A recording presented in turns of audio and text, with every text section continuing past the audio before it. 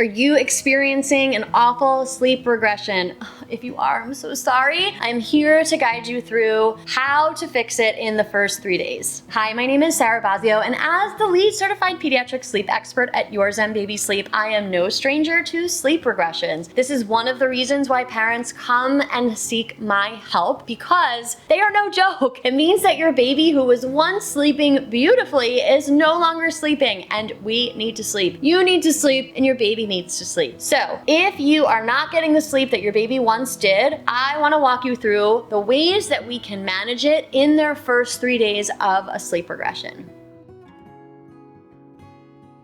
Let's do some definitions first. I know I started out this video talking about regressions because truly this is what parents search, right? This is what's going to get you to the information that you need. However, I don't really love the word regression. If we're talking about a change in your baby's sleep, it is likely not due to a regression. It is probably a progression in their development, or just something that we need to adjust in their body or their sleep schedule. So if your baby has great sleep habits, already knows independent sleep, and you're just seeing that their naps or their nights or their overnight wakings or early mornings are kind of off, and you have that spidey sense that it is not due to anything else, like teething or an oncoming cold or illness, then we can say, all right, something is going on that's developmental, and this is absolutely an area where we can support with the following tips. If your sleep progression is due to a developmental milestone, so if your baby is working on rolling, crawling, pulling to stand, walking, talking,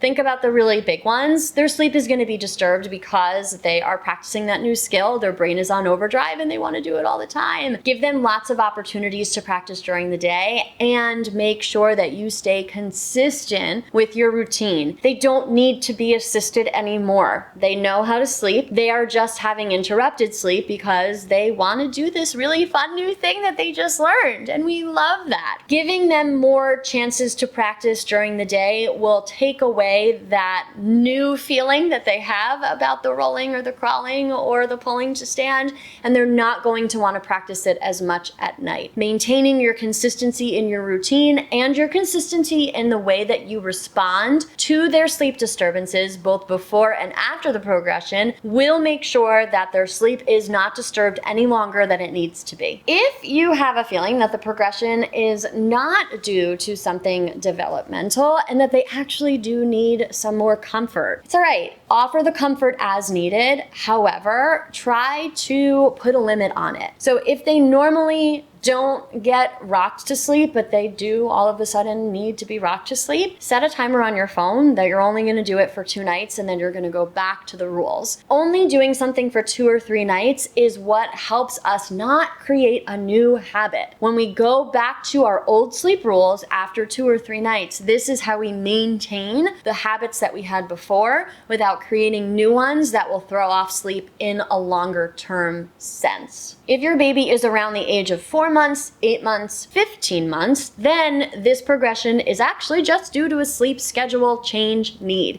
It means that we are transitioning nap schedules. They need less daytime sleep in order to favor their nighttime sleep. I want you to head over to my website, to my blog articles, and start to establish an age-appropriate biological sleep schedule. The key here is throw wake windows out the window, use a set time on the clock to dictate their schedule, and transition them from 4 to 3 naps at 4 months, transition them from 3 to 2 naps at 8 months, transition them from 2 to 1 naps at 15 months. Specifically with toddlers, who I could go through, and I do have entire videos on toddlers and sleep behavior. So toddler sleep almost never is a sleep regression or progression or whatever word you want to call it. It likely just has to do with behavior that you're experiencing, not only at bedtime, but similar behavior throughout the day. And we really need to shape that up by managing behavioral expectations with positive behavior support at bedtime to make sure that we are maintaining consistency with our sleep expectations. The best thing to do with this, without elaborating too much in this video, is head to all of my videos on this channel and search for my toddler sleep tips. This is going to give you a really firm understanding of how toddlers are probably not going through regressions and probably just testing your boundaries, and we need to manage toddler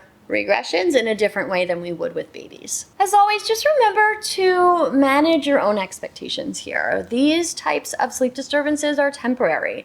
Your baby or toddler is constantly developing and picking up new skills and changing their sleeping patterns. There's a lot of growth that happens in the early months and years of life. So as long as we make sure that we know what our priority is with sleep, establish independent sleep habits, and have consistent routines, we can walk through these progressions very smoothly and easily. If you have questions about progressions or regressions and you're struggling with one right now, leave a comment below with your baby's age and I would love to chat with you about it. And on your way down, be sure to like this video so that I know that you love the content and it is helpful for you. And don't forget to subscribe to the channel so that you are the first to know when I publish my next sleep tip. And as always, from my living room to yours, thank you so much for joining me today and I can't wait to see you again next time.